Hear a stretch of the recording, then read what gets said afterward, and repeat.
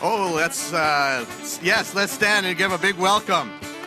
It's my immense pleasure today to introduce you to Minister of Crown-Indigenous Relations, the Honorable Gary Anandasangaree, and of course, the man who got us here today, who's worked so hard on behalf of the nation, my president and yours, David Chartrand.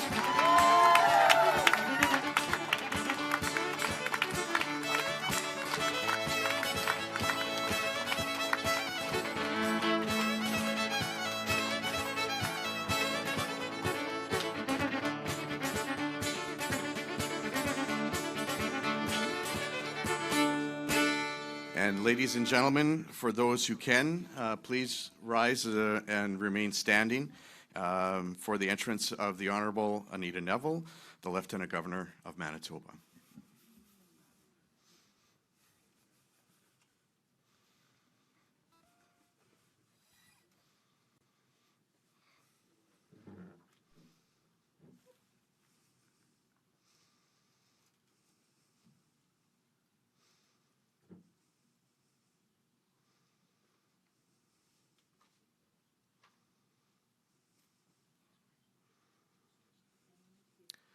And one more time, if you can remain standing, I would like to invite River Métis singer.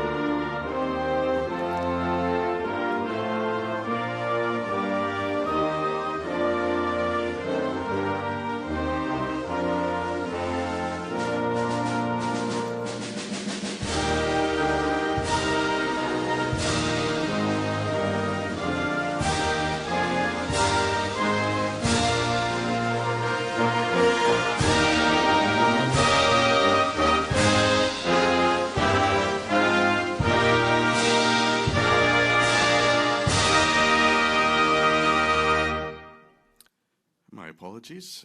One of those guys who likes to fill that silence, awkward pause. I would also please ask you to remain standing, and I would like to invite Krista Raynault, our Red River Métis singer and a very good friend, for the singing of O Canada.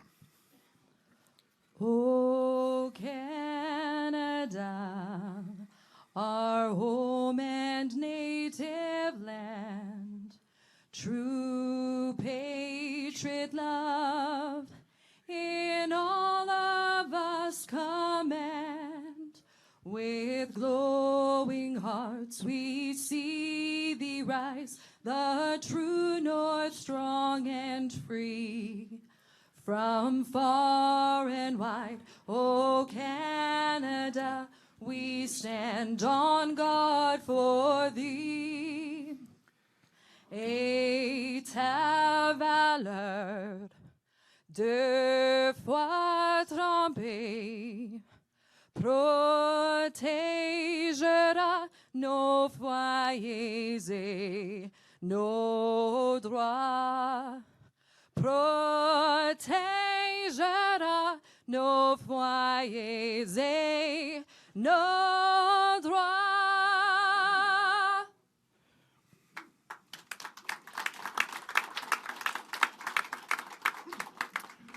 Thank you very much, and please, again, remain standing. I would like to invite our elder, Linda St. Cyr Sarek, and Elder Oliver Boulette for the opening prayer.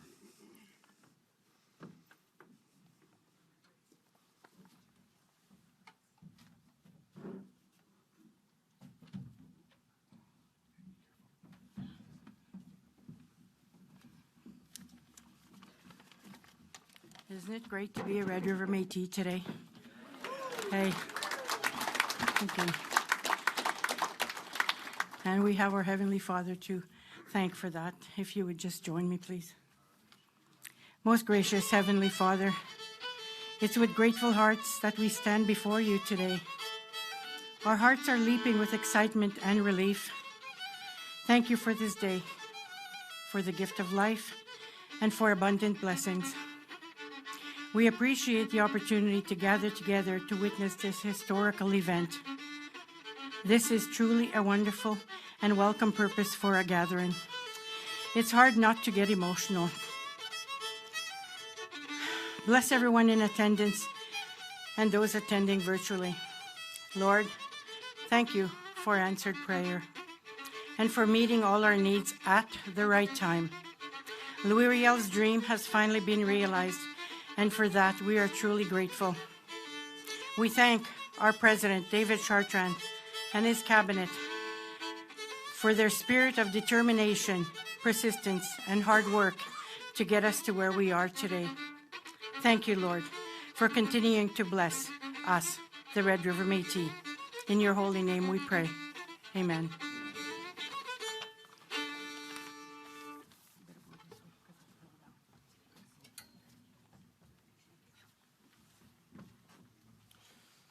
Yes, Elder Linda, we have a gift that we would like to give you. Yes, but you've got it already. Okay, very good. Thank you so much, everyone. We have a tremendous amount of people here. You can sit down now. That's fine. Appreciate it. So, first of all, I would like to introduce myself. Yes, gentlemen, please have a seat. My name is Will Goodon. I will be your MC today. It's a great pleasure and honor, and it's a great pleasure and honor to be here. And you know, there's been some talk about that this is a historic moment, and I think that's understating things a lot, especially from the point of view of the Red River Métis.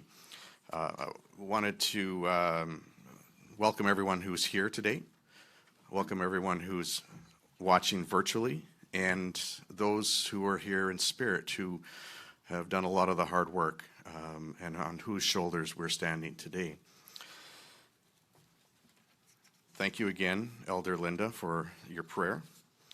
Thank you, Oliver, for the accompanying fiddle.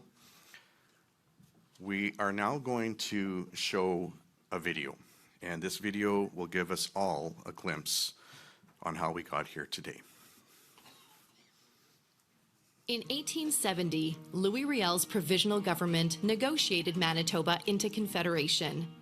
But after the Manitoba Act's passing, promises for economic opportunities and land for the Métis were not upheld by Canada. 153 years later, everything is about to change. On March 4th of 2023, the Manitoba Métis Federation held their first treaty consultation with citizens in Dauphin, Manitoba. This is a day to celebrate, a day to be proud, a day that tells us the future is going to be a hell of a lot brighter. And as I said, without hesitation, Riel probably smiles upon us today, saying, you got what I couldn't do, and I'm so proud of my people today. So thank you very much. Over the next 3 months, the MMF went on to host 17 treaty consultation meetings across Canada and into North Dakota. Many Red River Métis citizens have moved beyond the borders of Manitoba, and the MMF committed to including as many as possible in this historic event. All of that led to this day. On June 3rd, 2023, Red River Métis citizens gathered to vote on the historic modern-day treaty. This is actually probably the biggest Red River Métis event of all time.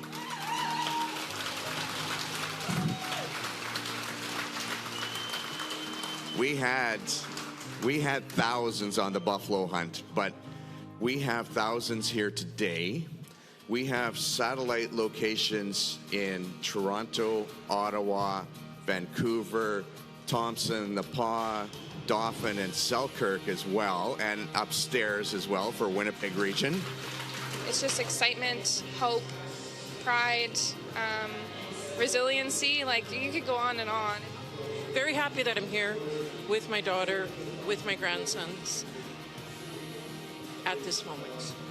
People turned up in droves, looking to finally realize the dream first brought forward by Louis Riel in 1870. A palpable energy filled the room as MMF President David Chartrand took the stage to set the table for this historic vote.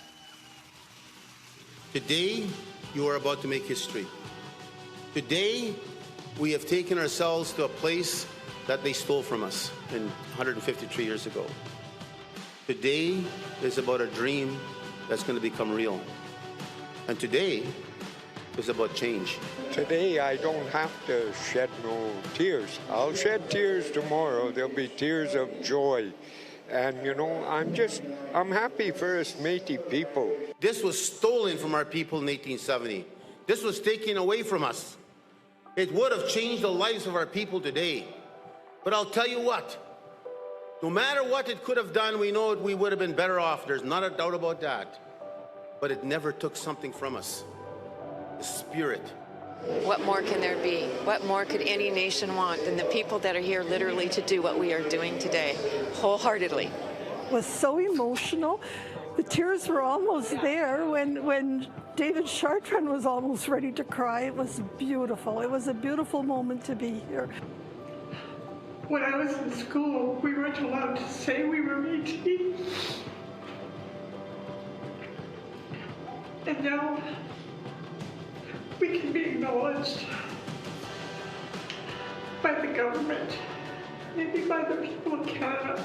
This is emotional. I swear, you can see my heart. You would see joy.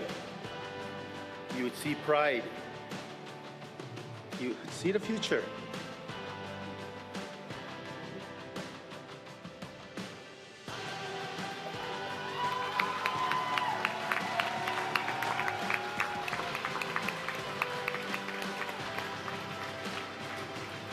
This is a dream. This is Riel's dream. This is something he wanted and something they stole from him. They took it from him and they robbed it from him. They robbed it from us. They took away our future and we've waited a long damn time. This is Louis Riel's dream. This is what Louis Riel died for. This is what he believed in. And this is happening actually right now. And he must be smiling up there, looking at us. On your mark. Get set. Question is called. All in favor. Unanimously approved in Winnipeg and all across the satellite locations. Nervous anticipation turned to jubilation. Show this to your people. Show this to your children. This is unbelievable. This is unity. This is the nation. And this is who they'd have to fight with if they want to mess with us. So again, be proud. This is your day, your kids' day, your children's day. This is the future for them. And I can't say enough. This cabinet is proud. This cabinet will do our job next. And we'll get this in Parliament and get it done. Fueled by the tireless advocacy of Red River Métis leaders, past and present, the vote represented a unified pride that ushered in a new era of self-governance. As chair of this extraordinary General Assembly, I declare that a unanimous vote in favor of the Red River Métis Treaty. Thanks to Louis Riel's provisional government, MMF founders, locals, elders, veterans, citizens, cabinet members, and President David Chartrand, a dream 153 years in the making is about to change the Red River Métis Nation forever. I'll sell my guitars, I'll spend life behind bars to take one more trip through the story night. This was the best day of my life. Thanks for the best day of my life.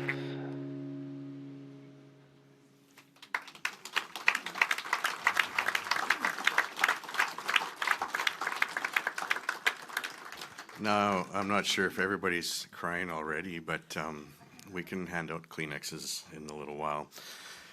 It's a great honor for me to invite the Honorable Anita Neville, the Lieutenant Governor of Manitoba, and a friend of the Red River Métis to provide her remarks. Please help me welcome the Lieutenant Governor.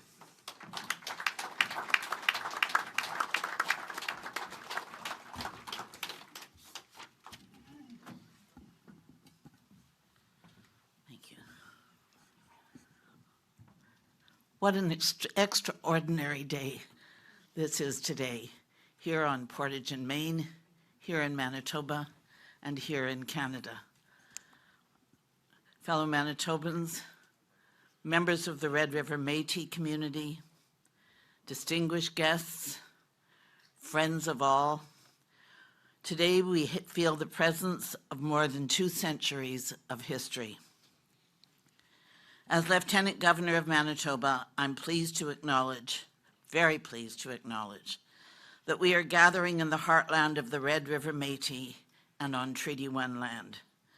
This is a momentous day for a province that is located on the treaty territories and ancestral lands of the Anishinaabe, the Innu, the Cree, the Dakota, the Dene, and the Nahoto Nation, and the homeland of the Red River Métis, and on the northern lands that were and are the ancestral lands of the Inuit. As we witness the historic signing of the Red River Métis Self-Government Recognition and Implementation Treaty, Manitobans affirm their respect for the spirit and intent of the treaties and treaty making. We remain committed to working in partnership with First Nations, Métis, and Inuit people in the spirit of truth, reconciliation, and collaboration. I'm sure that everyone at this gathering realizes that today is truly a moment of history. And indeed, this treaty signing is an event that will be recalled in the history books for years to come. It will be seen as the key step in establishing a new relationship between Canada and the Red River Métis. It will be seen as part of a long struggle for recognition and self-government that dates back to the Red River Resistance and before. But as much as November 30th, 2024 will be understood as an important date, we must remember that history is not only made up of such red letter days. History is made every day through the determination and courage of women and men working independently and working together. This date is the product of generations of learning, teaching, advocacy, and service. We are here today thanks to every member of the Red River Métis community who has worked to preserve that culture and history, every advocate and researcher, every dedicated leader, and every volunteer who has worked to make this a stronger community. To all who have worked to make history happen here today, thank you for your dedication to new, just, and collaborative Manitoba and Canada. May this day inspire us all to continue building the inclusive country and province we desire and we deserve. Thank you for including me. Thank you, merci, miigwech, and shalom to all. Thank you.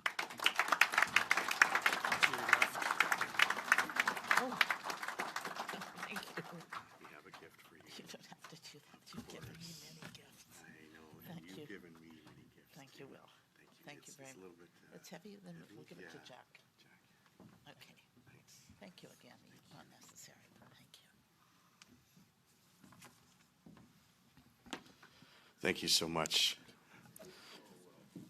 Please, let's show our appreciation for Lieutenant Governor Anita Neville.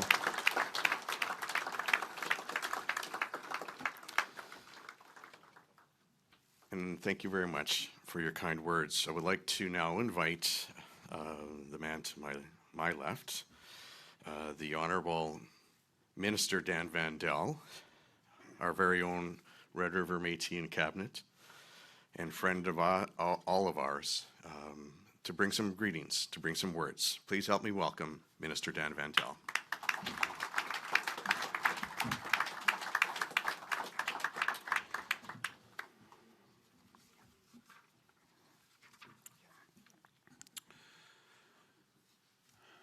Your Honor, Elder Saint-Cyr Sarek, President Chartrand, Premier, I see the Mayor here, other dignitaries too numerous to mention. Today is a fantastic day for Manitoba, and today is a fantastic day for Canada. Aujourd'hui, c'est une journée extrêmement importante pour le Manitoba et pour notre pays, le Canada. I can tell you that this day has been a long time coming, about 153 years, and that this day is going to affect everyone, Manitobans, Canadians, Métis, and non, in a positive way. I can also tell you that in the highest offices, the highest political offices of the federal government, over the last few years, people have been talking about the Métis. People have been talking about Métis issues. And people have been talking about the Métis origin story. And I can say clearly, I can say strongly, unequivocally, that the Métis origin story begins right here at Red River.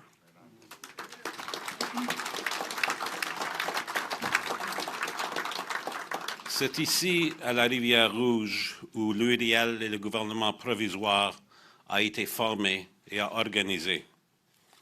It's here at Red River that l'URL and the provisional government organized themselves.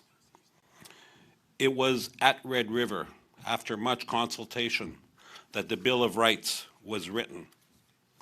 And it was here at Red River that the provisional government negotiated the Manitoba Act, which led Manitoba joining Confederation. But it was also here at Red River, quite literally under our feet, that Canada committed a reign of terror.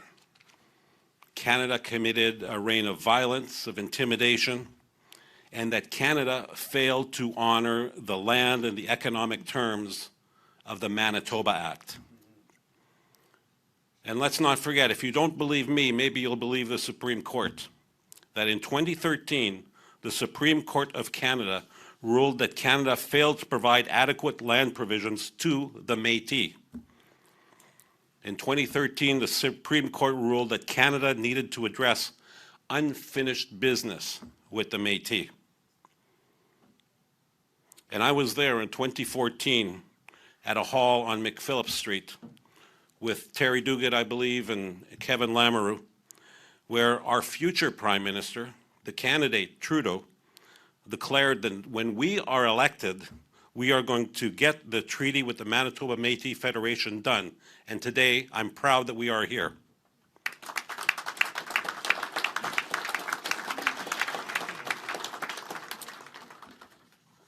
I want to thank the Manitoba Métis Federation for your perseverance, your hard work, your drive, your energy over generations to keep fighting for the rights of all Métis. Of course, I want to thank President Chartrand for that same drive, that same energy, that same just perseverance to get things done for the Manitoba Métis.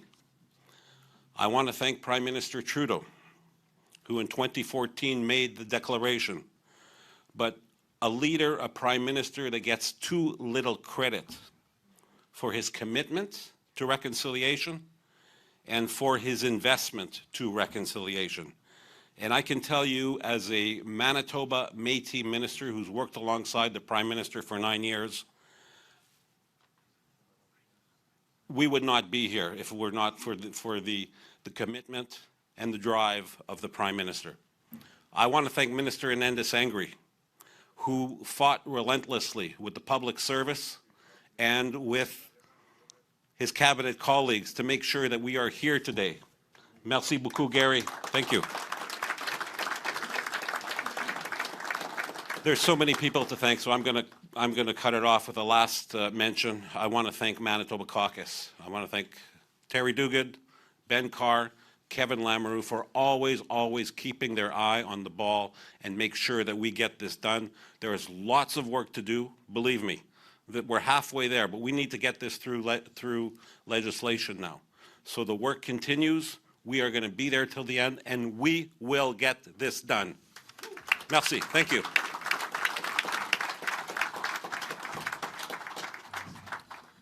Before you sit down, Minister, I have a gift of appreciation for being here today. Thank you. Yes, let's give him another big round of applause. He's retiring, apparently. Not sure what his plans are next, but I'm sure he'll let us all know. But thank you very much, Minister Vandal, and it gives me an honor, a great honor, and a serious privilege to be able to introduce our next speaker, who has also been an ally, a warrior on behalf of the Red River Métis, and he's also a member of Parliament from Winnipeg, and I would like to have a big, warm Red River Métis welcome for Terry Duguid.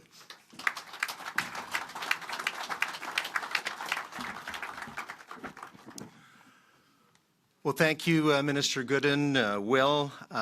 Your Honor, President Chartrand, your Cabinet, and special guests. First, I'd like to acknowledge and thank Elders Linda St. Cyr-Sadek and Oliver Boulette for their prayer and presence on this very, very special day.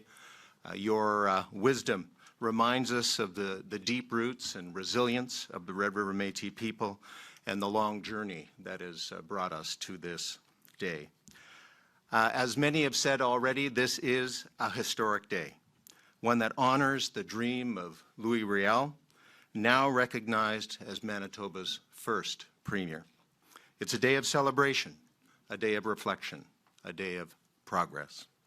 Today's event would not have been possible without exceptional leadership, and I want to emphasize that word, leadership.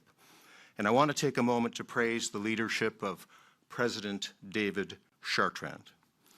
He has been the greatest Métis leader since Louis Riel himself. Yes, you can clap for that. Tirelessly working to realize Riel's vision of recognition and self-determination for the Red River Métis Nation. Under his leadership, the Manitoba Métis Federation has become a powerful force, with its influence and achievements benefiting not only Métis citizens, but the entirety of Manitoba. The MMF's buildings, and we're in one right now, the buildings that grace our skyline are a testament to its growing and positive impact on our city and our province. I also want to acknowledge the entire MMF cabinet and government for their dedication and commitment to their people and this province. This must be a joyous day for you and the entire Métis family. As a lifelong Manitoban, I feel profoundly honored to witness this very, very special moment. The history of the Red River Métis is deeply entwined with the history of Manitoba itself, from the days of the fur trade to the pivotal role played by the Red River Métis in the creation of Manitoba as Canada's 5th province. Your story is one of courage, resistance, and unity. Today, as we recognize Métis self-governance and self-determination, Canada affirms and respects the Manitoba Métis community's unique history, traditions, culture, and rights as Indigenous people, as well as its important role in the history and development of Western Canada.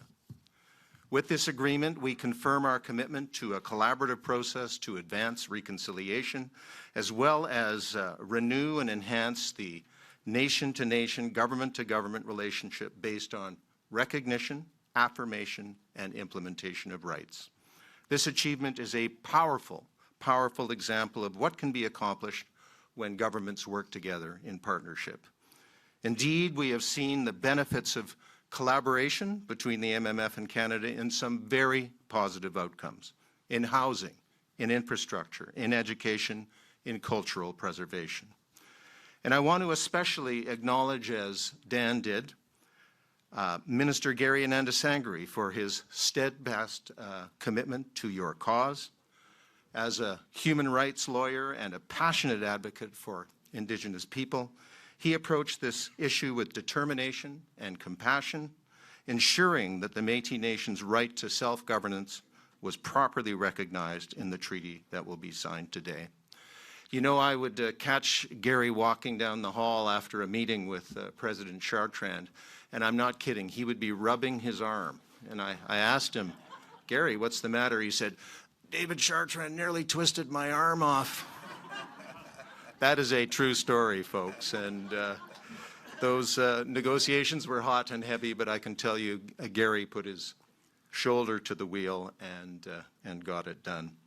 I also want to recognize Minister Dan Vandel, a proud Métis and member in Parliament for the very riding that Louis Riel himself represented. Though, as you know, Riel was elected 3 times and was never able to take his seat. Minister Vandel's unwavering dedication to Métis people in Manitoba and his 30 years of public service to Winnipeg, Manitoba, and Canada is something we should all be grateful, and I think you should show that appreciation right now.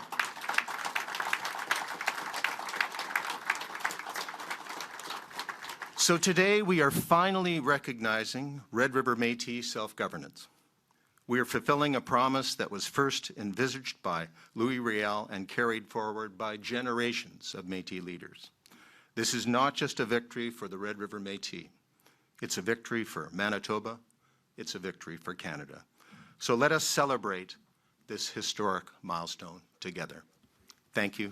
Merci.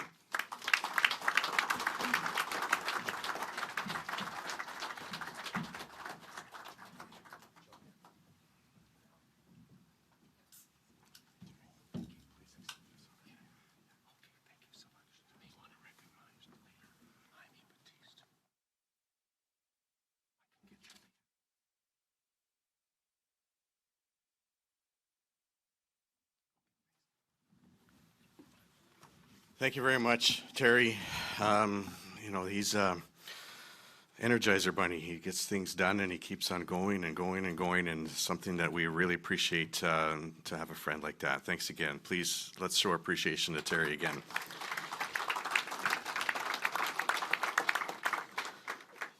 We have several guests here, and I would probably take up all the rest of the time we have today if I were to recognize absolutely everyone. There's so many folks who came from across the homeland, who came representing the province and Canada.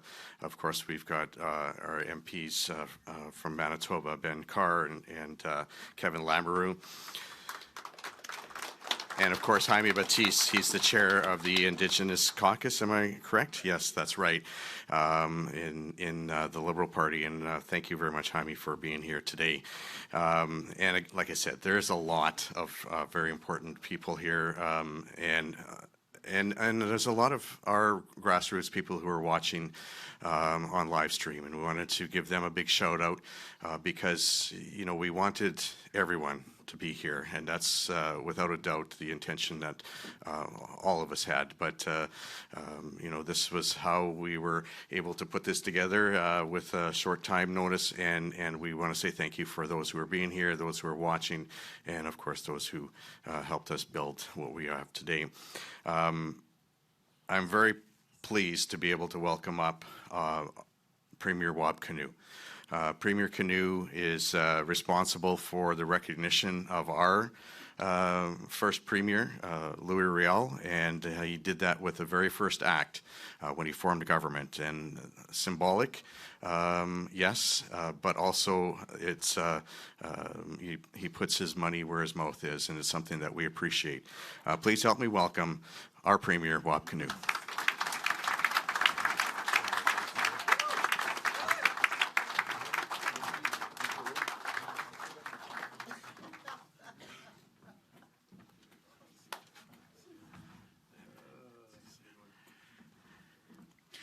It has often been said that we are all treaty people. But what about the Métis? It has often been said that we are all treaty people, and from today on, there can be no doubt that that includes the Red River Métis.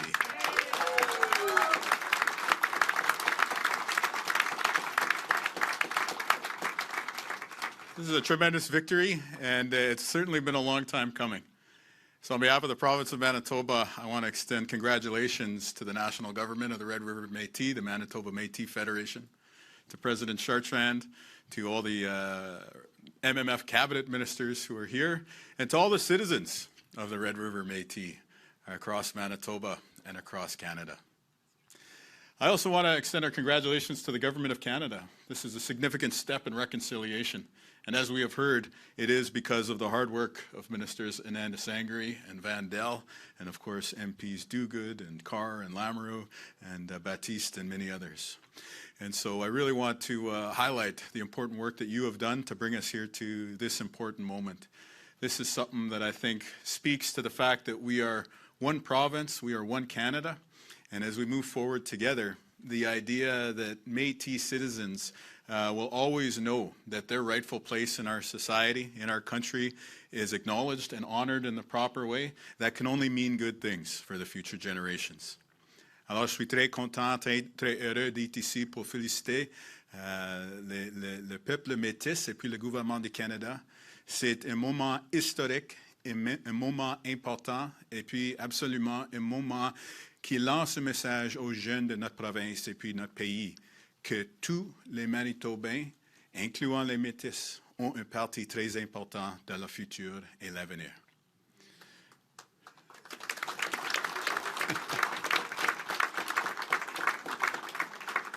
Mishigodash Nanonde Nanakamug Owe President Chartrand, Kedash Nigani and Iniak, Nigani Akoyak, Opportunity Kandam Nongum. I just want to quickly acknowledge my provincial colleagues who are here today, who are, I'm thinking here, as Red River Métis citizens, even though they are members of the Legislative Assembly. Ministers Cable, Minister Smith, and then MLAs Cross and Blaschko. Apologies if I missed anyone. This is a celebratory occasion. I'm almost happy enough to do a jig, but I won't do that out of politeness for the esteemed festivities happening here. We're so very proud. Thank you so much for including us, and congratulations. This is a victory for the Métis people and all Manitobans.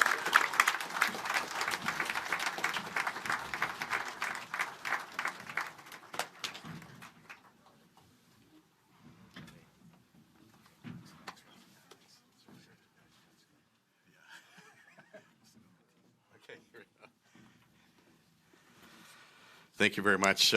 Big warm welcome for and thank you for Premier Wab Canoe. I understand that there was a hockey game this morning. I wasn't going to mention it, but Mayor Gillingham forced me to because the city beat the province. So, but the Premier said he still has his teeth, and he's still looking forward to having big smiles when events like this happen. I am, we're getting to close to this historic moment. We're building up to it. We have a great honor to have sitting at the table with us, advocating for us at the federal cabinet, Minister Gary Anandasangaree, who has quickly become a friend to so many and to the Red River Métis. And it's an honor now to be able to ask him to come up and speak a few words prior to the signing of this historic document. Please help me welcome Minister Anandasangaree.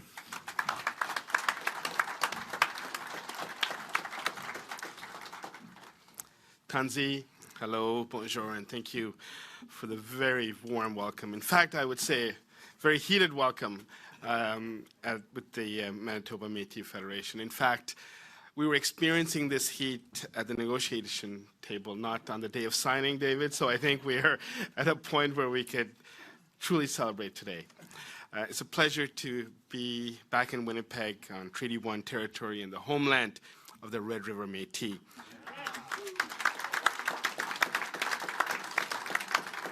And I want to thank Elder Linda for starting us off in the right way. And I want to also acknowledge many people that are here in this room.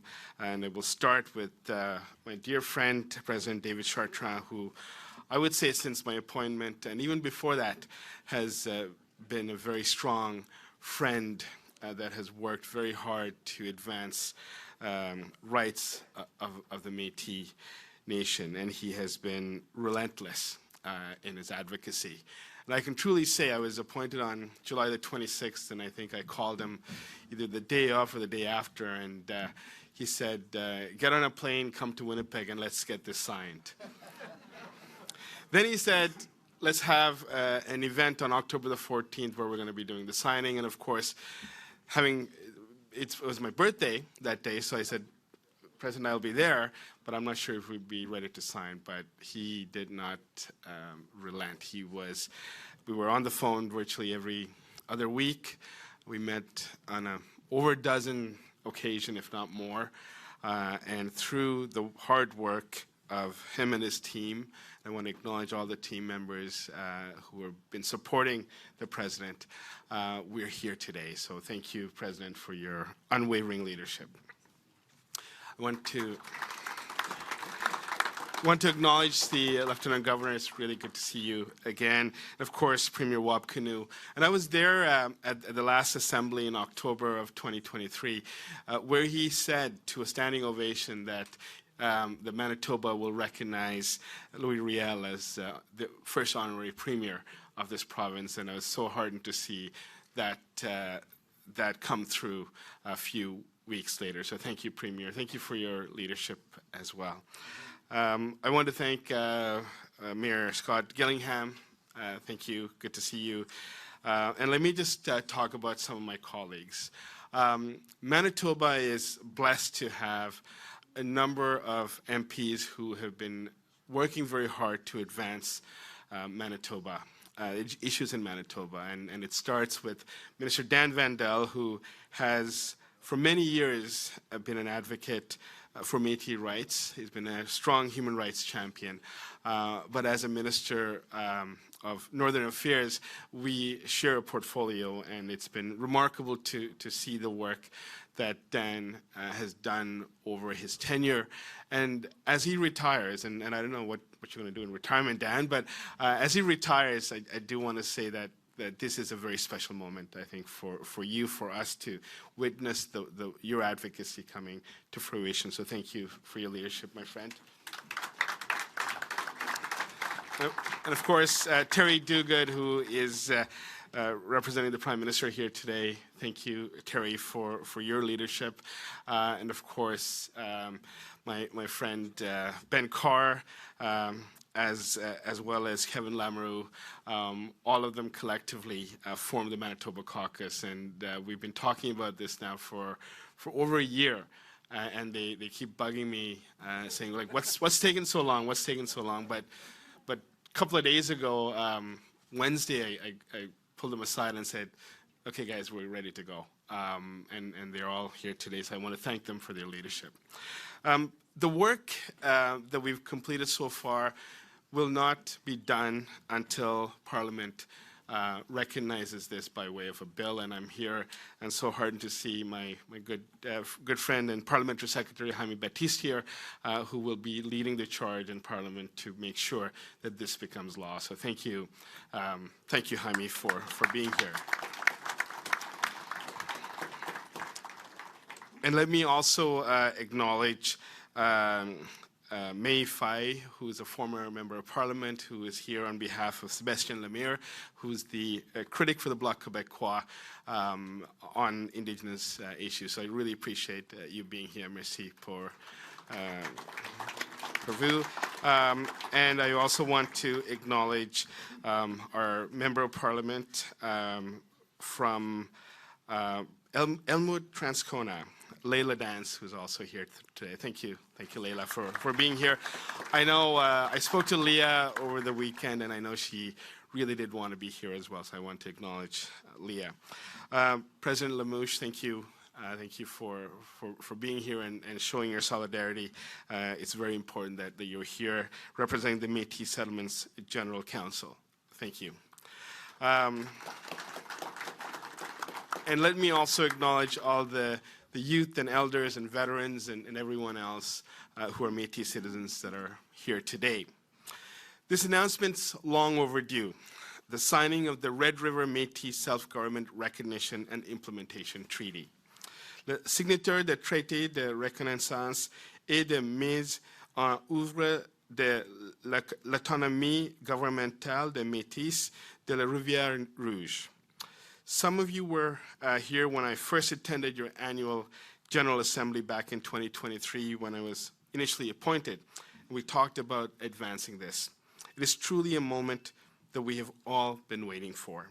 The first of its kind Métis Treaty will recognize the Manitoba Métis Federation as the government of the Red River Métis.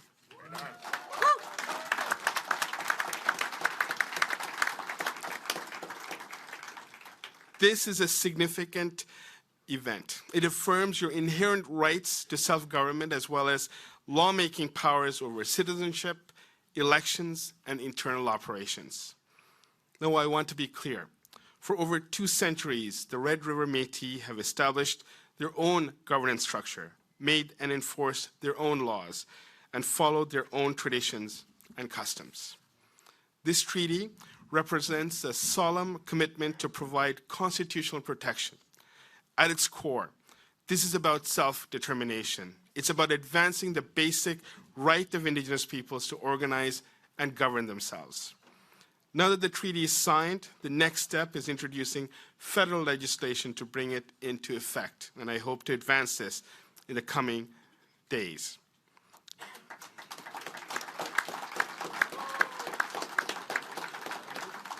And I call upon all parliamentarians to support this initiative and to ensure that we have swift passage of this bill. Once in effect, the treaty will apply to the Manitoba Métis Federation's approximately 42,500 Red River Métis citizens.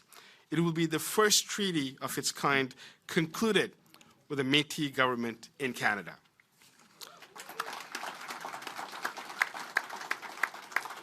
This is one example of how the Government of Canada is working with partners to implement the United Nations Declaration on the Rights of Indigenous Peoples and advance the right to self-determination under Article 4. And it is part of our work with Métis leadership across Canada to advance their priorities and their vision for a stronger, brighter future for Métis. But this is a long overdue step to recognize the rights of the Red River Métis to shape their own destiny.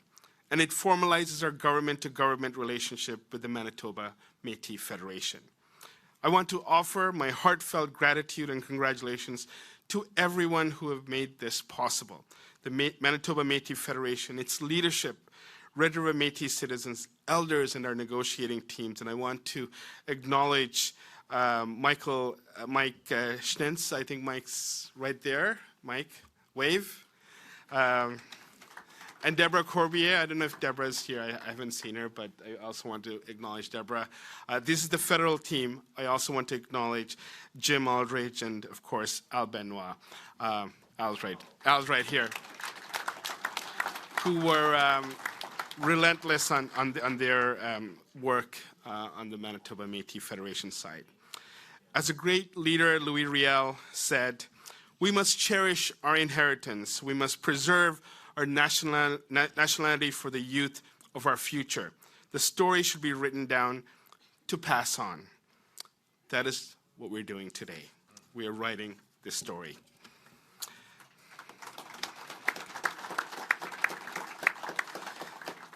And on a personal note, I just want to say this has been a truly remarkable experience for me. It's been one where I feel like I've put in an enormous amount of effort just to get to this point because of the inspiration that I received from all of you, Manitoba Métis Federation. It is so many people. I was in Toronto last week, and I met someone from Manitoba who was truly excited that this was coming. In fact, I had to break it to her that we were doing the signing this week, and she was just overwhelmed. And I see this in my own life, and I want to acknowledge Sherry Smith, who is our Director of Policy, who is from the Red River Métis, and who has since I was appointed, has been a steadfast advocate, but also reasoned supporter of the work that we've been doing on self-determination, and her guidance is unwavering. So it's a very proud moment, Sherry, for you, and I know your family is here as well. So Mr. and Mrs. Smith, thank you as well. I want to recognize you and really honor you for this. This is important. We're doing important work, and this is yes, this is a beginning, but it's a new beginning. It is one where we're going to be able to do a lot more in the future. And I am so grateful to be here for this celebration. It truly is, Premier, a celebration. It is a celebration that wouldn't happen without, of course, the leadership of President Chartrand and his cabinet, and all of you that have been supporting this work. I am so excited at the prospects, at the future of the potential that exists with the Red River Métis, and this is such a great example for us as a path to reconciliation. So thank you, and I'm so grateful once again to be here with you and to celebrate with you. Thank you.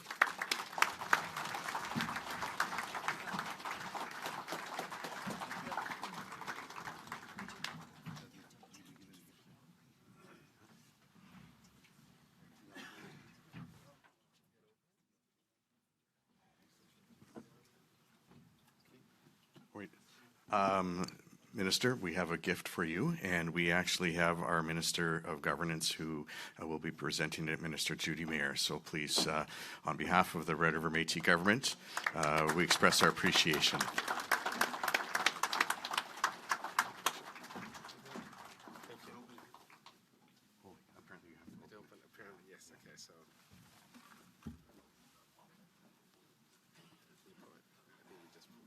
There we go.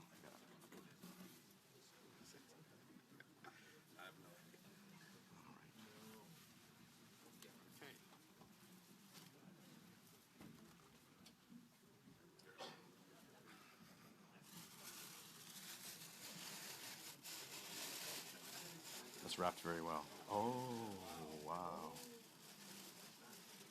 Here, I'll hold the box. I got the box.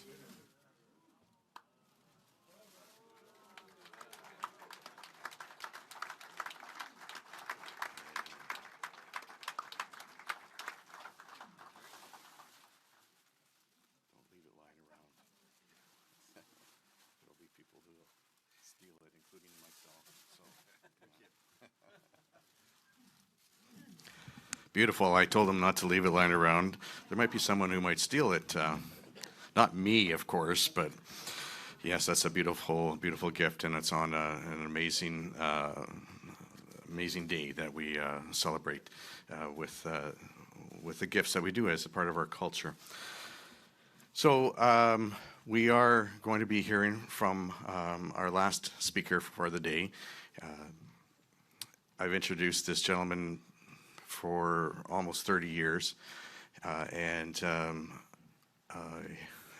sometimes run out of things to say, but I think what Terry said earlier about our president being the greatest leader since Louis Riel is as close as a person could get. He's also our friend, our brother, and someone who has dedicated his life. Please help me welcome our president, David Chartrand.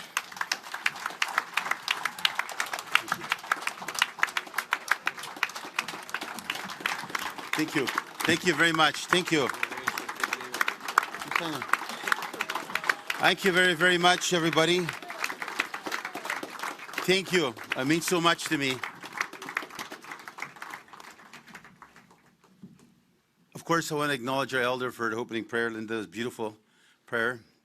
Linda is always trying to capture the essence of the spirit of the message to, of course, our God. And Métis are still very religious people. I myself prayed this morning and I prayed last night regarding this event. And I prayed to Louis Riel and I prayed to my mom. And I look at the future. You know, there's so many dignitaries here today. I can't mention each and every one of you, but I want to say thank you to all the MPs from Canada that are here today. NDP, Liberal, then Representative Bloc Québécois. We've been able to achieve the support of all those leaders. Jagmeet Singh of the NDP has promised to support this legislation to reach royal assent. Yves, the leader of the Blanchat, the Bloc Québécois, is committed his support to this process to fulfill our vision and our dream. We've got the support of the Green Party. We've got the support of the Prime Minister. We probably will get, without doubt, the support of the Conservatives. I just not had a chance to meet directly with their leader. I've met with several MPs. But when we look here today of the vast amount of different leadership, to one of the best orators I've heard in a long time, the Premier of Manitoba, I get jealous sometimes. But I also have some good friends, great friends that are here. Chief Mary Clear Sky, somewhere I can't see because that light is so bright, but he's somewhere there, I think. There he is. Past Chief and now Councillor of Rosa River, Terry Nelson, somewhere here. Very, very good friend of mine. And to all those that are here, our ambassador, Clement Chartrand, and our elders and veterans that are here, some from Saskatchewan, some from here. And some that are listening. There's people, this is live stream, and people are listening all over the place right now. And the amount of calls we got yesterday was phenomenal. The hundreds upon hundreds and hundreds of people phoned in yesterday to congratulate our government to achieving a vision that we waited 154 years to get to. That's a long time. But one thing you know for the Métis, we don't give up. We will pursue something that's rightfully ours, and no matter how long it takes, we will never give up. We will try and try and try.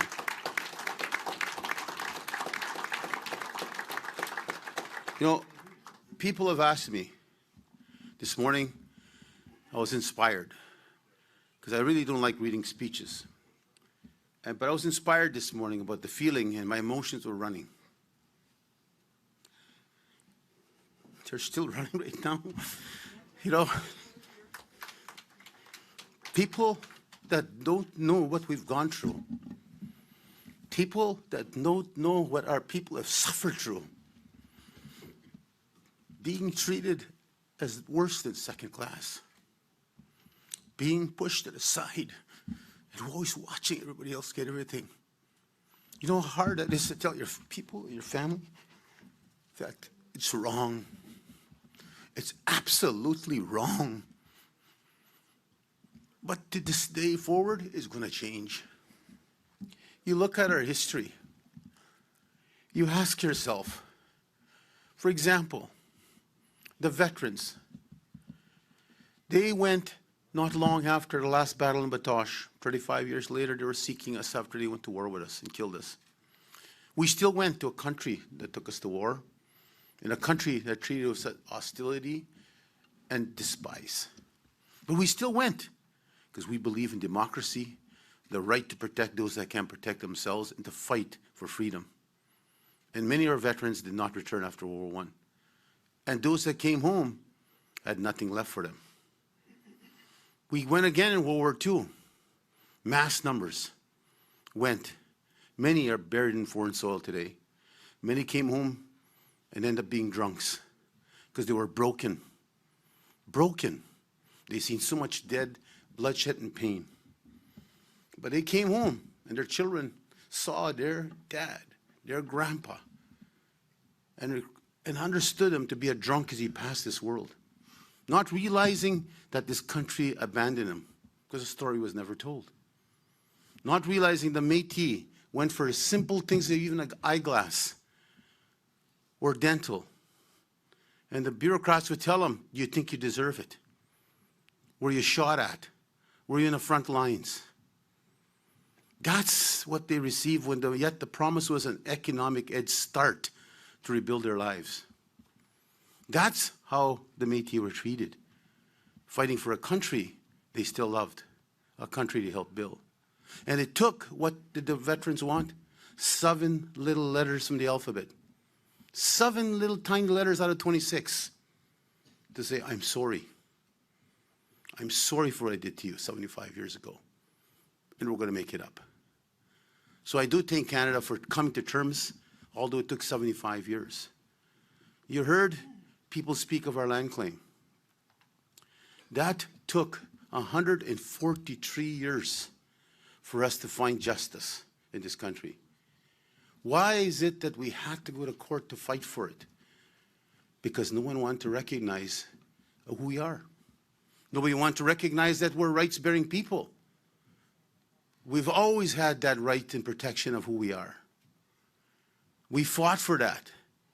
We went to battle in the first battle in 1816. We've never abandoned our vision of who we are as a people, a proud people, a hard-working people, a people that believed that they can govern themselves. And to this day, we've never ventured off that philosophy. We've always been government, and we continue to do so today. In 2019, when the Government of Canada signed the self-government agreements with fellow Métis citizens and groups, what did we do? I declined to sign it. I would not sign that agreement, and I'll tell you why. In that first agreement that they signed, it stated that you're recognized as a self-government from this day forward. How can I betray all those leaders that have given their lives to fight and defend that they were a government fighting to defend their nation, their culture? I said, I'll never sign it until I know for a fact that you'll acknowledge I had self-government before you came and before you knocked on my door. We have many people to think, many people to be appreciative, the locals, the leaders, the elders that fought way before my time. They were there fighting, raising the cause to protect our identity and our distinction to who we are. We are the Red River Métis, the true Red River Métis. And our homeland is not a postage stamp in Manitoba or a box, which we call now the boundaries of Manitoba. Our homeland stems all the way to the Rockies into the United States and the territories. And we respect that wholeheartedly, and we will defend that. And I thank Canada for recognizing that. In 2021, we removed the boundaries. They no longer exist to our citizens, that they can come home. They have the right to come home to their own government. And they are coming by the thousands. The number is wrong here, Minister. It's not 42,000. We're about 140,000 of us. But there's really in registry about close to 60,000 already, and growing, and growing, and growing every day. So when we look to the future, we ask ourselves, what's this all about? People have been asking me, media's been asking me, people have been asking me, what does this treaty mean? Well, I can give you probably an academic answer, a legal answer, but I said I'll give you a perspective answer, something that's practical, what it means to us. It means now, without a question, even though we can trust the days of a leader like Wab Kinew recognizes us as a government, but he's not going to be there forever, neither am I. We have to enshrine and protect that whoever comes, whether it's the Liberals, the Conservatives, the NDP, whoever forms the government, has to respect that we are a government. In order to do that, they first got to recognize that we have a government. And this treaty sets the stone solid. It carves the pathway to ensure and enshrine that our government will be recognized. I am not a group. I am not an organization. I'm not an advocacy group. I am a government. And that's what they need to understand.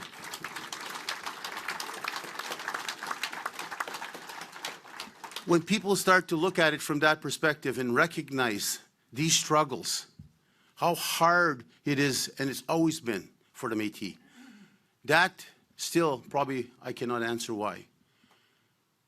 Is it because it happened in such a time in history with the formation of Canada, the first Prime Minister, that actually took the position against Quebecers?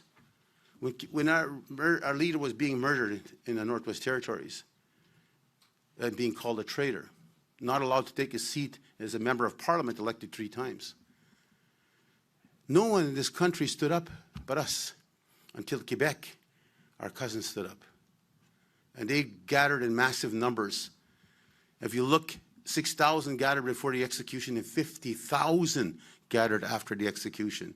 And that time, in 1885, 50,000, probably like 250,000 people today. And they echoed what the government of Canada was doing was wrong to us, wrong to L'Oreal, wrong to our leader. And the famous lines we'll never forget is, "Do every dog bark in Quebec, he shall hang." Well, they paid the price later, come election time. But the issue is very clear. We look at those struggles and ask ourselves, why is it we're still being treated in such an irrational, derogatory, and negative way? And we know the answer to only achieve this is to pursue where we fit in today. Where do we fit into this confederation, this great country we call Canada? First and foremost, we're supposed to be protected in the Constitution of Canada, and we're not. When the vaccines hit us, when the vaccines were needed, when that virus came to this country from overseas, we couldn't get vaccines like any other Manitoban or Canadian because two governments were still battling who had jurisdiction over us. Well, I had to watch my elders potentially die because of the highest chronic illnesses of any citizen in Manitoba. I had nowhere to turn. I am still to this day will hold a grudge. I'm one that doesn't. But I'll never forget what they did to us then. And that's now, not 1800. So when you start looking at what it is and why it is this treaty means so much, it sets the stage of what the future will look like. It'll be the foundation of the future for the next generation. My time, I'm 64. I will probably enjoy the treaty for a short time. But it's not about me, it's about the next generation. The treaty will be the foundation where we will build the pillars that will ensure what our people's needs are, whatever they are, will be addressed within that pillar. And if make it clear, because pillars can be torn down, we will plant seeds and we'll grow roots of our trees and we'll wrap them around our pillars to make them even stronger so that no government, no political stripe can ever bring us down again. We will take anybody on. And that's what this treaty will give us. It'll give us the strength, it'll give the pride, it'll give the wisdom, and the guaranteeing us of our young generation that it will never, ever happen again. So this is the future that we see. This is the future we have to have. So I must say to you again, the treaty is everything. And Gary is absolutely right. He's lucky. I could have got charged for physical assault. And I used to work for the Department of Justice, so I knew my range. But I am truly happy for the work we were able to achieve, whether it's Minister Miller, but Gary and I knew each other before he became a minister, which was much easier to interact with him. I do thank him very, very clearly on behalf of all my citizens and all our people. Gary was there, and he fought vigorously. Trust me, he has sleepless nights as I have. And we had a dream that we're going to accomplish this one way or another. We're not finished. We're there, but we're not finished. The race horse is still going. He's got a couple more laps to go. But I said to my wife this morning, I cannot see a leader oppose this historical right. Canada should be proud of itself. Every Canadian should be proud of itself that they're doing what's right. We cannot change history. We can't go back and change history, but we can change the future. So the history that is being now done through reconciliation, the ideology of change to respect and apologize for that past. But to understand the damage you did to that past that affects us today. That's what true reconciliation should really reflect its ideology around. So when we look at Canada, I'm proud of Canada. I don't care what religion you are, what political stripe you are, I don't care where you work, but as Canadians we should be proud of ourselves. That we're willing to admit we did damage. Very, very, very serious damage to a lot of people in the Indigenous world. A lot of people died and suffered because of the policies. But we're willing to admit it. And we're saying we're willing to correct it for a better future. So Canada should be proud that this history, that they did so much damage to us in 154 years, we suffered, and we still suffer because of that position back in 1870. So from my perspective, I think Canada should applaud itself and say, whether it's the Liberals, whether it's the Conservatives, whether it's NDP, Bloc, Green Party, in Parliament they should all rise and say, this is what Canada's all about. You can go anywhere in the world and brag about what you are and what you stand for, that you are serious about backing up your position as a people, as a country, no matter what political stripe you carry. That's what is needed in this country. So I say to you again, to all those people that support us, I got calls, I said, from the Grand Chief this morning, thanking us. I got calls from other mayors, whether it's the mayor in Churchill. And again, I thank Scott, the rest of the team, Larry, all the rest of Brandon, all the mayors, of course, our Métis MLAs. I can't thank Leela, thank you very much, and thank Blink very much. He's probably watching right now. I spoke to him yesterday. And again, I want to thank all those leaders that are willing to stand up and vote in favor of correcting history for the future. Admitting the wrong, but knowing we got a plan towards the future. So again, my cabinet is so proud. We were smiling yesterday in our cabinet meeting. We were laughing, joking, you know, teasing each other. And it felt so good. And this morning, I felt so powerful. I felt so relieved that the vision is there. We can see it now. We can feel it. Because there is nothing ever been given to the Métis, because everything we've gotten, we've had to fight for. So everything we've got, nothing has been ever given to us. We've fought for everything we've done. We work hard, we pay our taxes, and all we're trying to say is we want our share. We want our future, and we want the next generation to never be ashamed of who they are. As Premier said, we're all treaty. Well, the Métis are going to have their treaty now. So let's be proud of who we are and never forget where we come from. As my mom said, and let's never forget where we come from, because we'll always know where we're going after that. Thank you very much, Miigwech.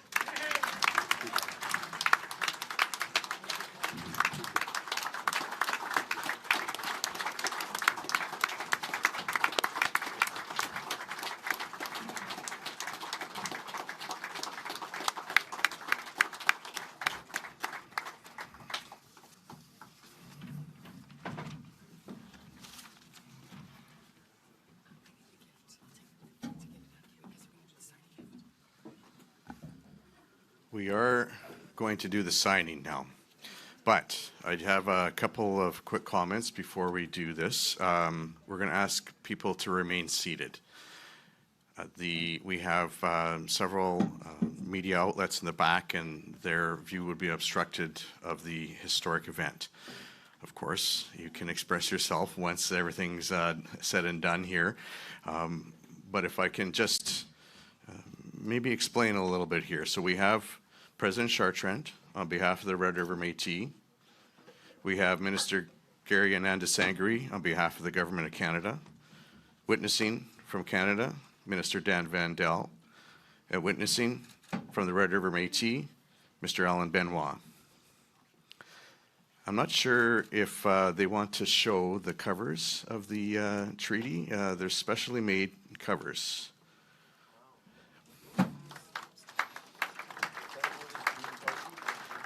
They were specially designed by Métis beater extraordinaire Janine Crouchy.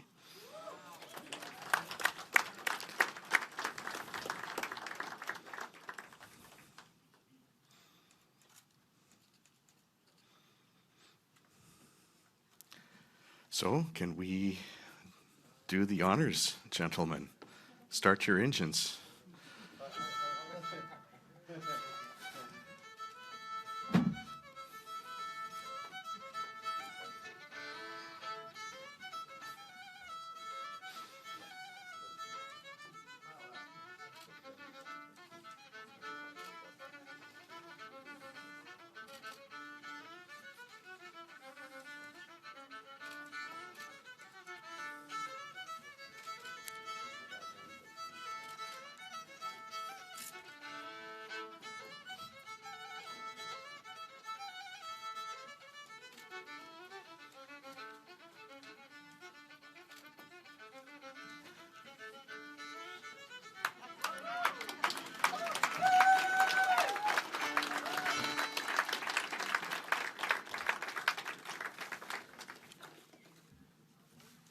Yeah, we're still signing here. We need lots of ink. There's probably a couple copies in there just for legal purposes, right?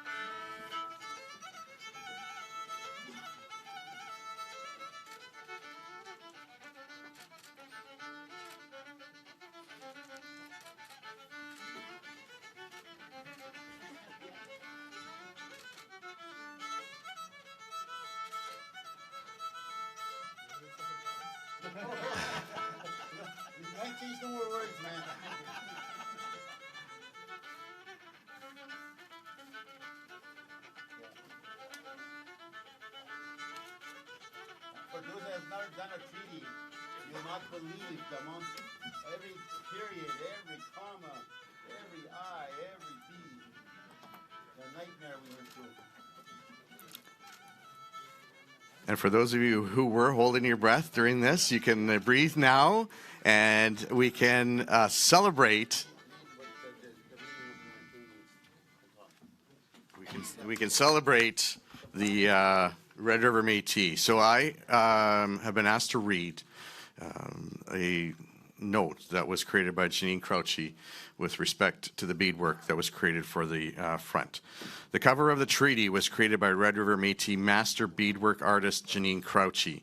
Prominently displayed on the cover is a prairie rose, an emblem that has appeared historically in Red River Métis beadwork. Janine used the rose to illustrate our survival. The stem features an infinity symbol representing the connection between the national government of the Red River Métis and the government of Canada through this treaty. The roots wrap upwards to the top of the cover, exemplifying the growth of the Red River Métis and its government, the Manitoba Métis Federation. In its completed form, the artwork resembles the shape of the back of a fiddle, representing our musical celebration of this historic triumph. The beads sourced for the cover are a mix of vintage and modern produced beads to signify the treaty has historical roots and will influence future generations of Red River Métis. Ladies and gentlemen, the Red River Métis Treaty.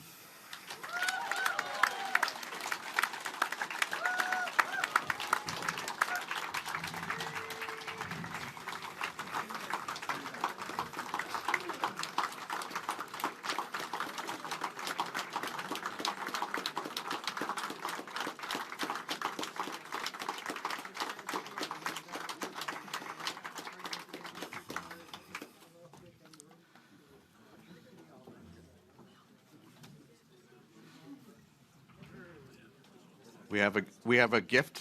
No. Minister Anandasangaree, apparently there's a gift that you are presenting to President Chartrand.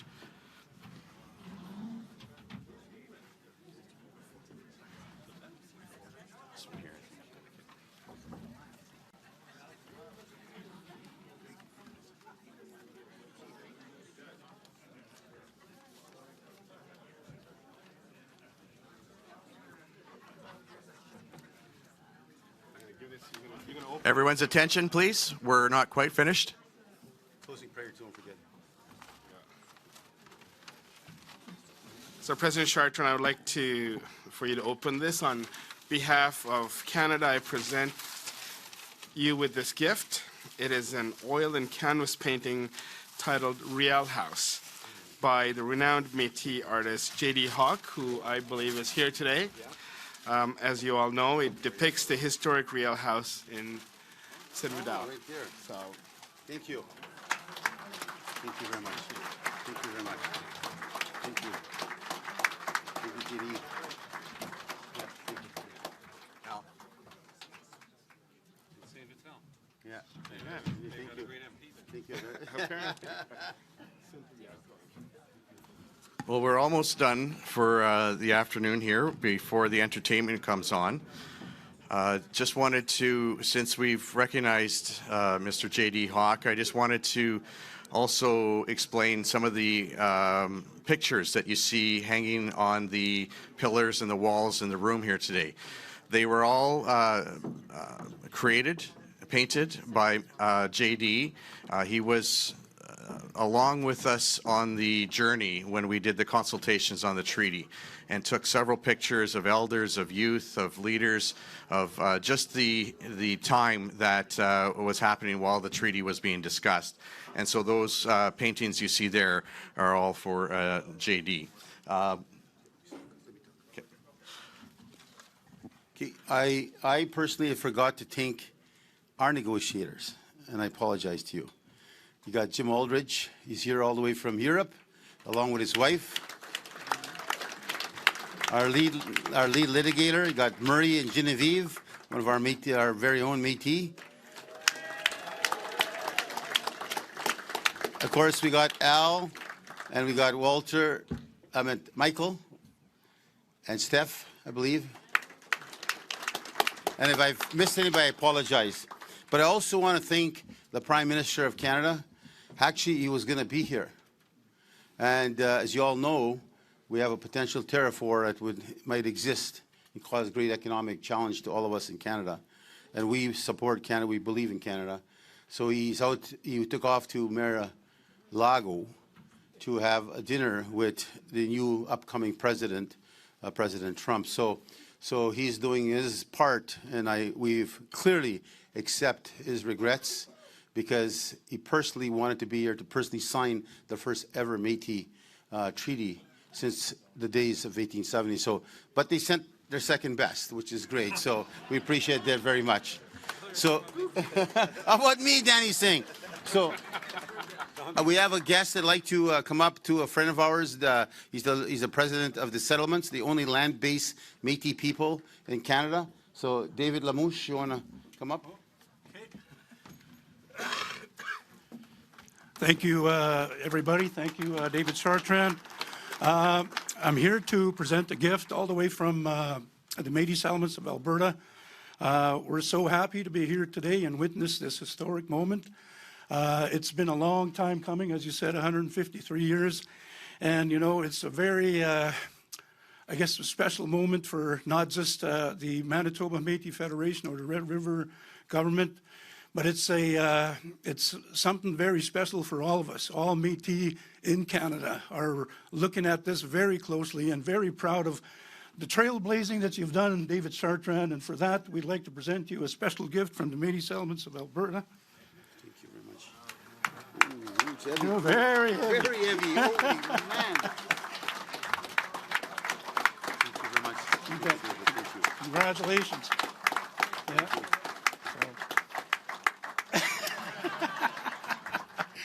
So thank you very much. You bet. Thank you. Yeah. It truly is pleasure. heavy, very heavy. And Wob, you're not getting it if you think you are. Thank you. Thank you very much. We are going to ask our elder, Linda St. Cyr-Sarek, to come forward. She's going to close today's ceremony with prayer. And of course, we have Elder Oliver Boulette, who will be accompanying her. After this, just before I turn the microphone over, we're going to be tearing the stage down with the tables because we have a special performance here, and I'll announce it in a little bit. The Kinyu Métis dancers are going to be performing. So just bear with us while this is broken down. We'll get our entertainment up as quickly as possible. But in the meantime, please stand if you can while we have our closing prayer from our elder.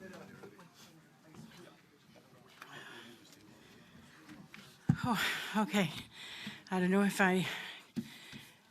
tears of joy or what it is, but anyways, I want to try and get through my prayer.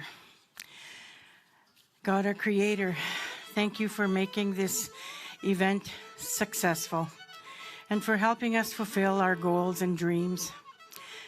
We know, God, nothing is impossible with you. We stand in awe of your love and your goodness, and we say thank you for blessing us, the Red River Métis. Please continue protecting and keeping us under your wing.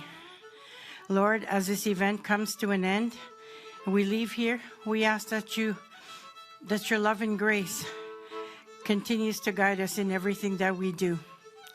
Please send your angels ahead to ensure that everyone gets safely home. In your most holy name we pray. Thank you. Amen.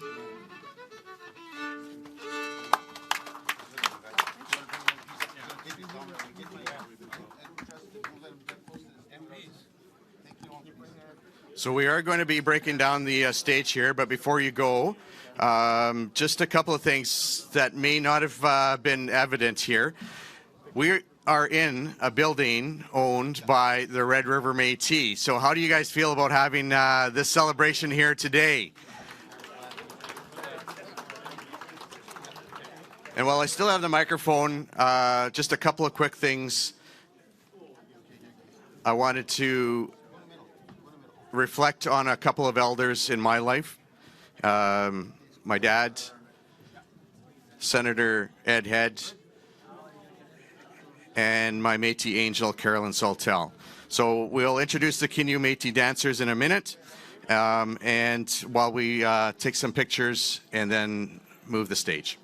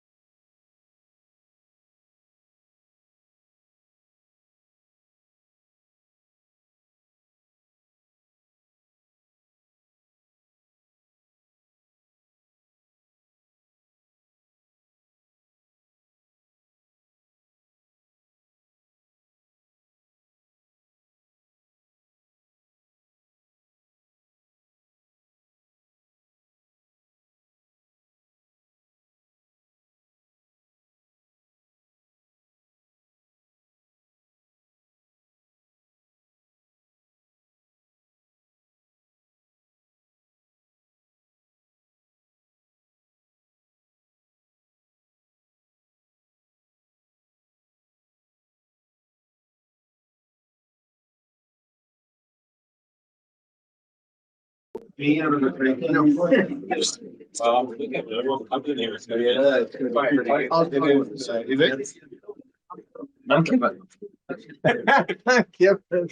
do you want to talk about? No. Yeah.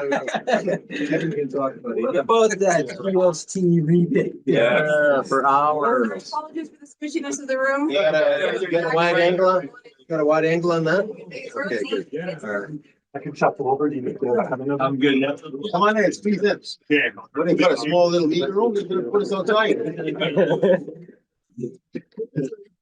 So you got big meaty people, you're pretty big.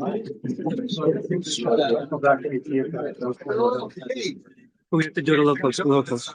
Say something here. Okay.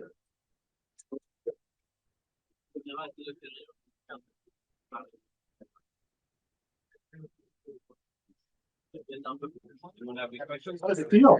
Oh, it feels such a massive weight off our shoulders, massive support on this particular treaty. Has been a dream of ours. We needed 154 years to achieve to get here, and imagine 154 years of never giving up, of ongoing pursuing to make sure that you establish your position as a people and what you fit into a country you're help building. So from our perspective, it's a proud project for our people. And I tested that yesterday. We got called by hundreds and hundreds to our office, all with pride, some with tears, some just overjoyed on the premise of finally we're there. Finally, we're correcting the story from the wrongs. And then now we know a future. Recording in progress. Well, truly it means that people may quit calling me an organization or a group, and they'll start treating me like a government. Sitting down from a government ideology changes the very perspective of any negotiations. But from our perspective, it really sets the framework of the new relationship. And treaties, some may take lightly or not take lightly. Treaties mean a lot in the context of enshrining the relationship between yourself and the government. The government is what the entire premise of this particular government is embracing. So when we look at it, we say to ourselves, now we can start to really sit down and talk about the future, such as health care. We are suffering greatly right now in health, but we're also doing very well, however, in economic development and housing. So some of our plans and ideas may be help to Canada and their struggles as they move forward. So I think it's a win-win for both. And definitely from our government, it truly opens the door for a better relationship with Canada and a more secure relationship with Canada. For the federal government, as we implement the United Nations Declaration on the Rights of Indigenous Peoples, the recognition of this government is so critical. This is about ensuring that we have a self-determined approach to reconciliation, which essentially means that the government, the River Métis government, will play a critical role in the government-to-government relationship. We can advance many issues, including healthcare, including issues of child welfare, in a manner that ultimately represents the ultimate will of the River Métis, and that is exactly what it is. Very much the path of reconciliation that we undertook in 2015, the Prime Minister, along with my colleagues here from Manitoba. It is one where significant progress, especially in very, very proud. And for Métis Cabinet Minister, who's worked alongside Gary. Warren Red River Métis Treaty. I'm proud to be able to be a part of this. It's really rewarding for my relatives, our relatives, and the thousands of Manitoba Métis that are incredibly proud. So I think it was a great team effort. It was difficult, but it's something we've worked on I know David for decades. And we as MPs for 10 years try to get this over the line, and we're almost there. How does it feel to have accomplished this?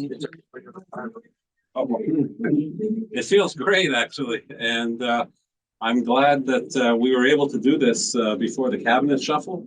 And but that's not the main thing. The important thing is that this got done, and whether I was a cabinet minister or a citizen, really the importance is not any lesson. So this is really a positive thing. And Dan did a lot of heavy lifting. I think even if we're not in this role, we would have achieved enormous.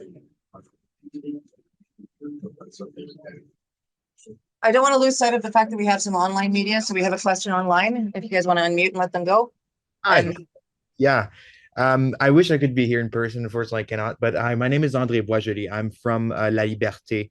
I have a question regarding the treaty and a clause that is possibly there or not there. We haven't had the chance to read it yet. But is there a clause in the treaty to assure the protection of the French language, the language spoken by Louis Riel? Well, I think firstly, it's already enshrined in the Constitution. That was something, of course, brought along by Riel and the Manitoba Act, and the Manitoba Act is part of the Constitution of Canada. So without doubt, the French language of many of our citizens will speak that today, and whether they speak Chif or other Indigenous languages or English. But from our perspective, French language is preserved and protected. It's already protected in the Constitution of Canada. And from a federal perspective, ultimately, this is about self-determination.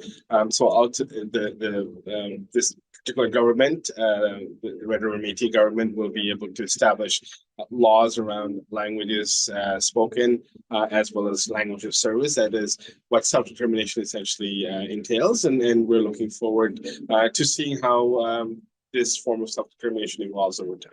And just to follow up, what does this mean for other Métis organizations across the country, Western Canada, but even here in Manitoba with the Union Nationale Métis Saint-Joseph du Manitoba? What does it mean for the other organizations with the signing of this treaty? Well, let me answer that question, because in Manitoba, of course, we got the Union Nationale Métis, and also we got province-wide probably about 120 locals. Our dialogue with the Union Nationale Métis is an ongoing discussion we have. Of course, their primary objective is to protect religion and language, and that's something we are working with Union Nationale Métis to ensure that the objective that they're pursuing is, I guess the way to best envision as one of our locals, is truly to recognize their principal approach on language being a fundamental protection, and that for sure we support wholeheartedly, and we've had great dialogue with it. From a national perspective, I look at this as a rising tide. The Manitoba Métis Federation, as we establish the Red River Métis government, is essentially setting the bar. I believe it is a historical day, but with respect to other Section 35 rights holders, both Saskatchewan, Alberta, as well as Ontario, this does offer a very good opportunity for other governments to engage in discussions, and we are already in discussions with a number of these groups, and we look forward to working with them to walk on the path of self-determination on the terms that they want to see. This is truly historical in the sense that it's the first Métis government to establish a self-government, and that the historical nature of this can't be underscored, which really does mean that they're setting the path for the future, not just for the Red River Métis, but in Métis across Canada. You specifically mentioned the Tories and trying to line up support from them. I'm wondering if you can elaborate on that, and also if you anticipate any challenges during this legislation. Well, yes, I've definitely had dialogues with the MPs of the Conservative Party in Canada. I had a brief discussion in passing with the Poliev and the leader of the opposition. And our goal is to continue to work with them to better understand what this treaty does and how it doesn't potentially impact if their citizens are concerned. And I think from this perspective, we've given many of discussions with them and continue to share if there's any more concerns. I believe without doubt there's going to be quite a serious question if all of a sudden the Conservatives would be the only ones in Canada who would not want to correct history and do what's right for the principle of what Canada stands for. But Canada is a caring country, a country that looks at making sure it remembers its past, the damage it's done in its past, but it also wants to look toward the future. How does it correct it? So, right, this is part of reconciliation. So anybody, I don't care what political structure you are, speak against or fight against historical treatment or reconciliation would be quite shameful, I think, and most Canadians would not accept it. And this is something that's only going to make Canada stronger, Manitoba stronger, Canada stronger. And I have a hard time believing that any MP or political party is not going to support this. And we're on a path to reconciliation. We have set the path since 2015, and we're moving aggressively towards addressing many of the issues, including ensuring that there's self-determination. This is a moment in history where everyone needs to support a very important initiative, one that has been works now for 154 years as we go today. And I fundamentally believe that this is not a partisan issue, nor should it ever be a partisan issue. This is one of human rights, one that recognizes a very important principle called self-determination. And it is one where every party, I'm hoping, will be supporting a swift passage of this bill through the House of the Senate. You mentioned that this is more of a framework. What sort of like negotiations are you expecting with the federal government in the immediate future? So can you understand what like? Well, it's actually not a framework, it's an actual legal document that proceeds again to the self-government being signed in 2021 with Canada. So we move forward now in the context of the next step. Everything is more driven towards the freedom itself now. How will the relationship of other initiatives we have with Canada fall under the realm of the treaty? So treaties have a very important role to play, and it guides the governments that are in power. It gives them the blueprint of how you'll move forward on initiatives, and is securing those initiatives for not overnight initiatives, but for decades initiatives, so long term versus short term. So these treaties are really, I think, the heart of a new relationship that we're starting to see as more governments follow that particular pathway. It'll be much easier for all parties to be unanimous in their consent of moving forward. How about land claims? Well, land claims is a good, in fact, we are still now negotiating that. It's a good question. This treaty needed to be completed first. The minister and I have already started dialogue pertaining to land claim. We have the promise of the Prime Minister of Canada that he wants to settle this claim. He's made it public. He made it very clear. That's a commitment he's made to our people, and we hold him to that commitment, and I trust in that commitment. But I know the minister and I will immediately start discussions also on the land claim, and we'll move to the next stages of trying to get this land claim settled. We wanted the Supreme Court of Canada in 2013. It's long overdue to get the settlement, and I think from our perspective, it's going to change the essence of the economic engine that we have, and a betterment for Manitobans will be winners, Canadians will be winners, because any of these types of settlements will only initiate us to have more capital investments, more business investments, more purchasing power, and helping businesses of all types of society. So I know in Manitoba, our province is looking forward to that settlement being concluded. So as you see our impact downtown right now, this building we bought just recently, 24 stories. We also bought the one beside it. We bought the Bank of Montreal. We bought 200 Main Street. We bought 184, and we're buying more and more. So we're bringing 600 employees downtown and help the economic need and challenge downtown faces. So the land claim would only be a greater opportunity for us for making sure that the win-win for everyone will surely show itself when the land claim settlement starts to transcend into more capital investments. So that's for your government. Well, right now is get this thing through. That we've already, Gary and I have already discussed this openly, and the next steps to get it through. What's important to me is this. We got the support already of the NDP. Jagmeet Singh is committed to that. Leader of the Quebec, Bloc Québécois, Blanchette is committed to it. Green Party is committed to supporting this. The Prime Minister and, of course, Liberal government is committed to supporting this. And I said, I do not see how the Conservatives would decide to go against something that truly is the perspective, the true history of our country, but also showing the world that our country can admit its wrongs, but also it can correct the future. So anybody would be voting against something like that would have to ask themselves, is that how the Canadians really believe? Because I can tell you with how many years I've been in politics, we have a kind country, a caring country. We still have that. And I don't believe Canadians would put up with that. But they said, why would you go against the people we did so much wrong to? And we're finally admitting it, apologizing for it, but we're going to move forward now to make sure that the next generation will never face what they face. So how can somebody go against that? That'll be a question for anybody that wants to speak against it. Look in the mirror or look at Canadians and say, I'm opposed to reconciliation. I'm opposed to doing the right thing and embracing the world to show what Canadians stand for. I would quite be shocked if somebody would be against this. Last question. Okay. Thank you. Let's get Thank you very much, you guys. Thank you for coming. Sorry for us. That's what we are. Thank you very much.